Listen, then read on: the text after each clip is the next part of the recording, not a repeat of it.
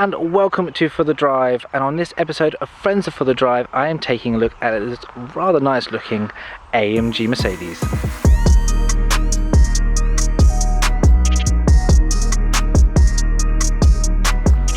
So what we have here is a 2018 Mercedes AMG C43 Cabriolet with the twin turbo 3 litre V6 producing about 386 brake horsepower, 380 pounds of foot torque, which will get you to about 62 in about 4.8 seconds. Obviously with the heavy roof as well, that's pretty impressive. Finished in this brilliant blue metallic. It is looking lovely, and even in the slightly overcast day we have today, it looks absolutely stunning. So I think let's get inside and listen to that exhaust purr.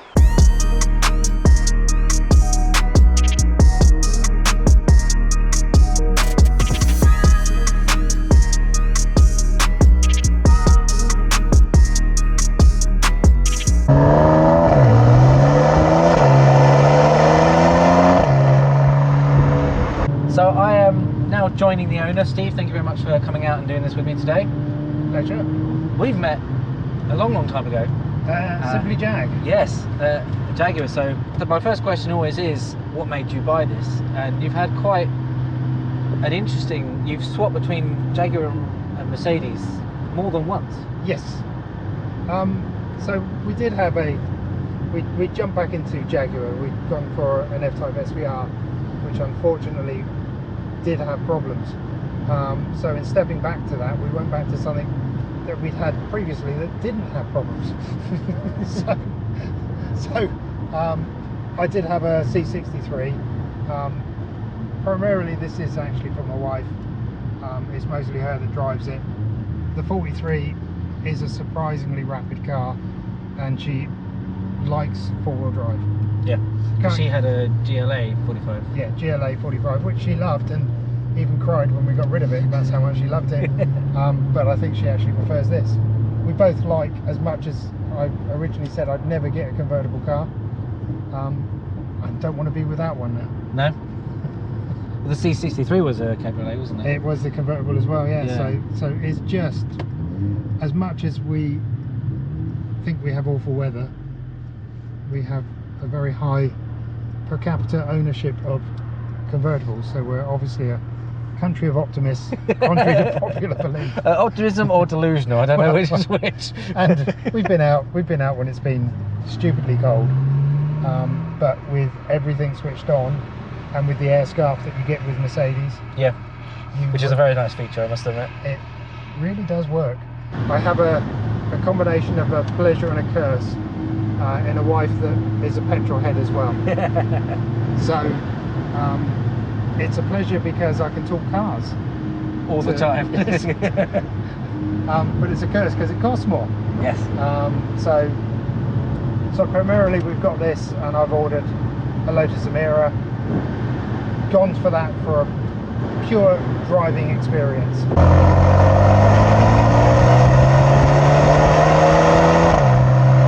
What would you say, as you and Sharon both drive it and enjoy it for what it is? Like you both enjoy it for the AMG performance, yeah, as well as the luxury and the comfort that comes with Mercedes. I mean, what would you say is the best? What's the one thing that you guys really love about it? I think it's ended up being we had the 45 and the 63 both at the same time. It's ended up hitting that sweet spot in the middle. So you've not got the performance of the 63, certainly not once you're rolling. I mean, again, reality is with the 4MATIC, this just launches and it really does just grip and go. The 63 would not grip. Too much power still, really. Yeah, just really a struggle to get it all down. The 45 was great fun because it was a little hot hatch. Really good fun to hammer around in. This sits in the middle because it's the 43. You get a fair amount of grunt still. You get the all-wheel drive, and then you've got the convertible side of it, and it's relatively practical. Yeah. And as you said, it's comfortable.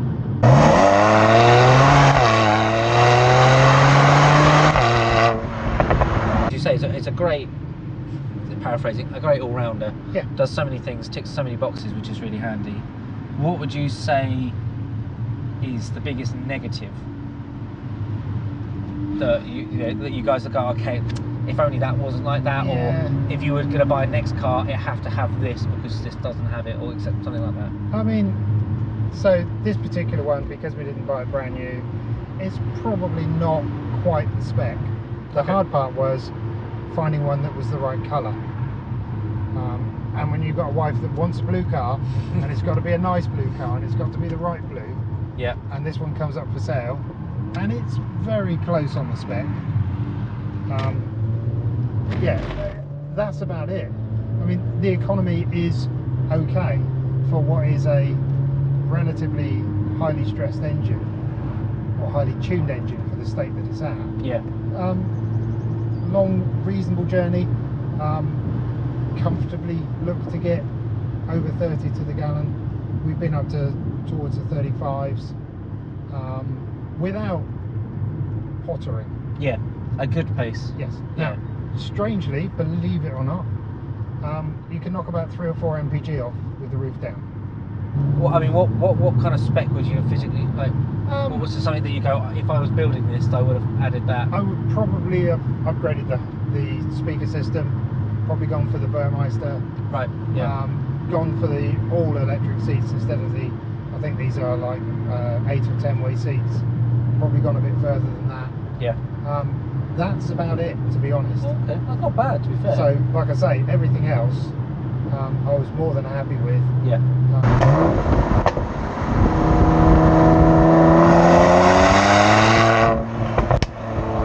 What have you modified, and what would you consider any further modifications or potentially down the line? So the only thing that we have done is the rear spoiler.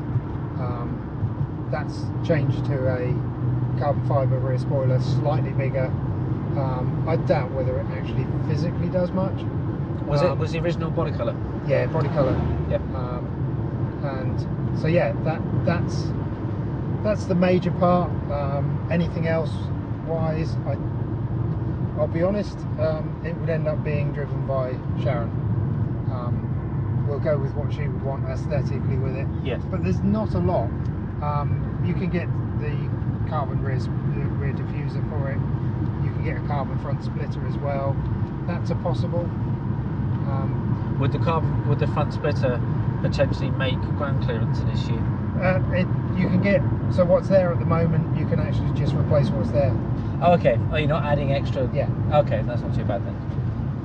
I mean, so this doesn't strike me as a car that would really have to worry too much about ground clearance, I'll be honest. But again, it just sits in a slightly more practical band. Yeah. Of we can use it every day, anywhere. Speed bumps aren't too scary. No.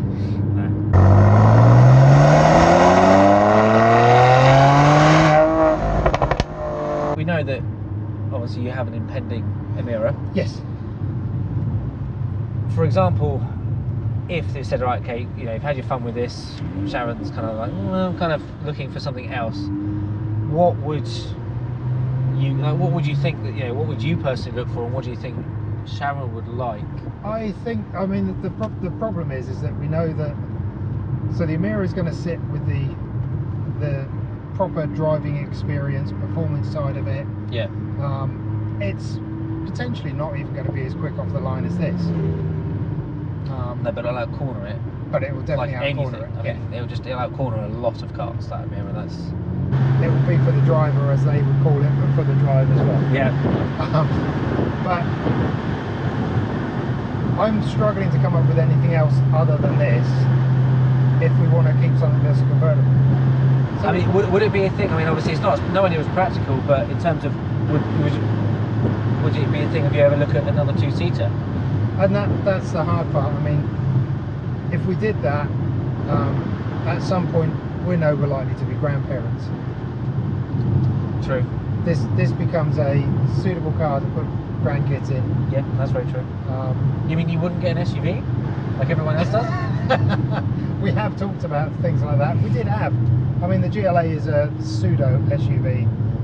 We did have an F-Pace for a while, which turned out to be too big.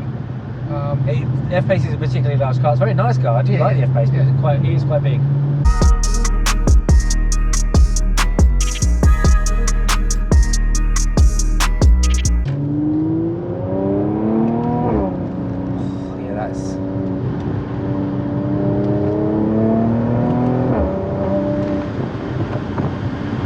Just a nice right amount of noise, to be honest. I think I quite like that. And that little snap as you change gear. Yep. It's not daft, it's not silly. No. It doesn't sound like a fart, which some cars do, sadly. I quite like this because it's unusual. I've never had that where you've got slightly flat steering wheel on the side. Yeah. Obviously you've got the traditional cut off at the bottom, but they've actually flattened the side so your hands kind of sit. It sort of forces your hand down just below. Yeah. It's in the right place. But also means that you can reach your controls a little bit easier. So if you need to do anything while driving, you can actually, like, you're not, I mean, it's not much different, but it just definitely feels different.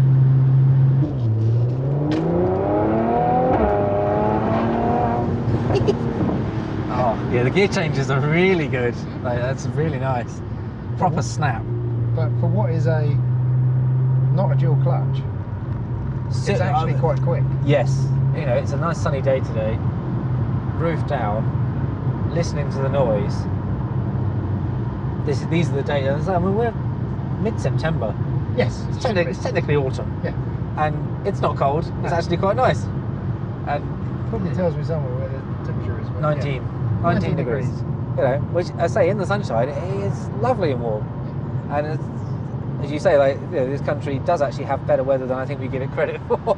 And you can actually utilise it. It is. That's the bit that we would miss if we went away from having one of the cars that's a convertible. I mean, going back, you say that, but I mean, obviously you went to the SVR. That was a coupe. I mean, and actually that was part of the.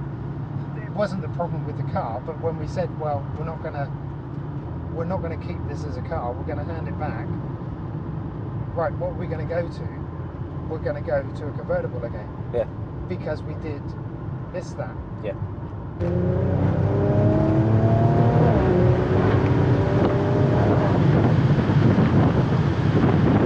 Just so easy. Just like, yeah, I'm just gonna do this. Bye bye. Yeah, the aggression that like starts to fade in as you reach the higher rev range. As you say, really, really good and stable. Yeah, like really nice and agile for a good sized car. Right, now when you've stopped, if you press again, I hold, okay. Hold. And now you can just take your foot off the brake, and then as soon as you're ready, just floor it. Oh my god! Bloody hell! That really, as you say, like immediately I put my foot on it and it just pulls, and then the turbos kick in, and then you're surged. My goodness. It's a laugh, isn't it? Yeah. Oh, bloody hell. What are you? Learn a driver. Let's go in the corner. That'll be an interesting bit from the front. Yeah, holy smokes. Well, thank you very much, Steve, for coming out and letting me experience this. It's been a huge amount of fun. Where's the handbrake? So you press the park button. Oh, yeah. And then just turn the power off. Excellent. So that is the end of today's video. I mean, what a piece of kit. I mean, AMG have done a fantastic job of turning the C-Class, turning down the C43 into an epic all-rounder, especially with the Cabriolet, with the roof down. You get so many benefits, even with the small downside of having slightly extra weight, but it really doesn't stop you having a huge amount of fun as well, sitting in comfort and having all the mod cons as well as everything else. And say that V6 sounds so nice, especially up at the upper rev range and those snaps on the gear changes. It's just a fantastic piece of kit, and as we've said during the video, a great all-rounder. So a huge thank you Steve for coming out and showing me the car. I'm excited to see the Amira when it arrives, and obviously see those two cars in convoy with Sharon behind the wheel of the C43. But that is the end of the video. Thank you very much for watching. Please like and subscribe, and I'll see you guys later.